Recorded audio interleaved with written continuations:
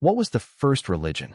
Somewhere in a cave in southern Germany, in 1939, on the very last day of a dig, a geologist named Otto Volzing pulled a heap of broken ivory out of the ground. Over 200 fragments. He packed them up, filed them away, and forgot about them. World War II started a week later. Those fragments sat in a museum storage room for 30 years. Then, in 1969, an archaeologist named Joachim Hahn opened the box, started fitting pieces together, and slowly, fragment by fragment, a figure emerged. Half human, half lion, 31 centimeters tall, carved from a mammoth tusk with a flint knife. It is now labeled by the British Museum as the oldest known evidence of religious belief in the world. It is 40,000 years old. And here is the question that has haunted archaeologists ever since. What did the person who carved it believe? What were they praying to? What were they afraid of? What did they think happened when they died? We don't know. We may never know. But what we do know, and what science has been quietly assembling piece by piece, is that the impulse behind that carving is far, far older than we ever imagined. And it didn't start with a god. It started with a grave. Before there were temples, before there were priests, before there was even writing to record any of it, there were burials. Evidence suggests that as early as 300,000 years ago, Neanderthals buried their dead. Not our species. Not Homo sapiens. A different human entirely. One that had been walking the earth for hundreds of thousands of years before we arrived. At a site in France called Le Moustier, a young Neanderthal male was found lying on his side, his head resting on flat stones arranged beneath him, charred animal bones placed beside him, a hand axe within reach. The buried bones are in many cases smeared with red ochre, a pigment that required deliberate preparation, suggesting that whoever placed the body there had a reason for doing so beyond simple disposal. This is not the behavior of an animal. Animals don't prepare the dead. Animals don't leave tools for a journey. Archaeologists concede that intentional burials could represent the first concrete evidence of a spiritual act performed by our ancestors, one that implies they were experiencing a new awareness, or at least a deep discomfort, in dealing with the concept of death. Think about what that means.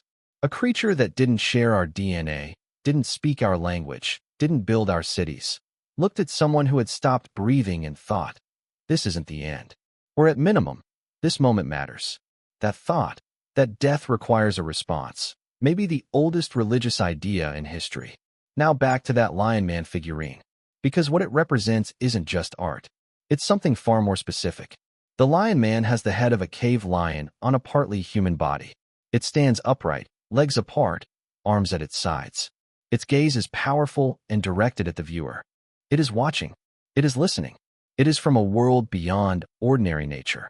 The cave lion it depicts was real. It was 30 centimeters taller than a modern African lion and had no mane. It was the apex predator of Ice Age Europe. And someone, 40,000 years ago, in the depths of a German cave, decided to merge it with a human being. That is not observation. That is imagination. The ability to create a hybrid figure suggests that humans at the time could envision beings that did not exist in reality, a key feature of symbolic thought, essential for language, religion, and culture. The wear on the Lion Man's body caused by handling suggests that it was passed around and rubbed as part of a narrative or ritual. It is impossible to know whether he was a deity, an avatar to the spirit world, or a figure from a creation story. But the story clearly involved humans and animals, and it was important enough that people touched this object until it was worn smooth. Carving it from mammoth ivory with stone tools required an estimated hundreds of hours of work. In a world where every hour was spent surviving, hunting, foraging, staying warm, someone devoted hundreds of hours to making something that could not feed them, could not shelter them, and could not keep them alive. It could only mean something. That is religion.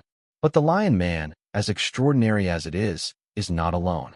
Across tens of thousands of years and every inhabited continent on Earth, one idea kept appearing independently in culture after culture with no contact between them. The idea that everything is alive. The river, the mountain, the wind, the animal you just killed, the tree that shades your camp. All of it, conscious, connected, inhabited by something more than matter. This is called animism. And a study published in the journal Human Nature which examined hunter-gatherer societies across the globe, found that animism was the oldest shared trait of religion, present in the most recent common ancestor of all present-day hunter-gatherer peoples. In other words, wherever humans went, Africa, Australia, the Americas, the Arctic, they arrived already carrying this idea. It wasn't taught to them. It wasn't borrowed. It emerged over and over again from the same source. A human mind confronting a world it couldn't fully explain and concluding that the explanation had to be alive. Lightning doesn't just strike. Something sent it. The river doesn't just flood. Something is angry. The hunt doesn't just succeed. Something chose to let it. Animism is the belief that inanimate objects in nature and natural phenomena possess souls and act with purpose. For most of human history, the vast, unwritten majority of it, this was not superstition. This was the operating system. For most of the 20th century, historians had a clean and comfortable theory about how religion began. It went like this. First, humans discovered farming. Then farming created surplus food. Surplus created permanent settlements. Settlements created leisure time. And leisure time, finally, allowed people to sit around and invent gods. Religion, in this view, was a product of civilization. A luxury, something you got to do after you'd sorted out the wheat. Then, in 1994, a German archaeologist named Klaus Schmidt started digging on a hill in southeastern Turkey called Göbekli Tepe. And everything collapsed. Dating back over 12,000 years, Göbekli Tepe predates Stonehenge and the Egyptian pyramids by thousands of years. It consists of massive T-shaped stone pillars arranged in circular enclosures, many decorated with intricate carvings of animals, lions, snakes, birds. And it was built before the invention of agriculture. Read that again. A complex, organized, monumental religious structure built by hunter-gatherers who hadn't yet planted a single field. Göbekli changes everything, said Ian Hodder, an anthropologist at Stanford University. It's elaborate, it's complex, and it is pre-agricultural. The conventional narrative said farming came first, then surplus, then settlements, then religion. Göbekli Tepe inverts that sequence entirely. Here, organized religion, or something very much like it, came before any of the rest. But the discovery went further than that. Research at other sites in the region showed that within 1,000 years of Göbekli Tepe's construction, settlers in the area had corralled sheep, cattle, and pigs.